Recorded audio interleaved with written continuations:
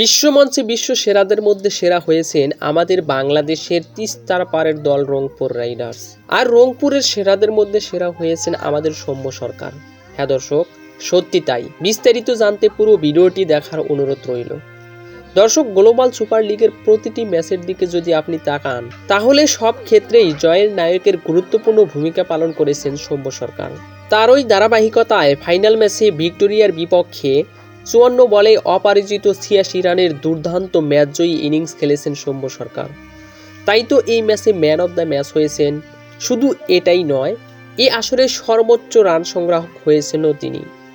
এরকম সৌম্যকেই তো আমরা দেখতে চেয়েছিলাম, যে সৌম্য বিশ্ব বোলারদের কাঁপুনি ধরিয়ে দিতে জানে, যে সৌম্যর ব্যাট হাসলে হাসে পুরো টিম। সেই সৌম্যকেই তো দরকার বাংলাদেশ জাতীয় দলে।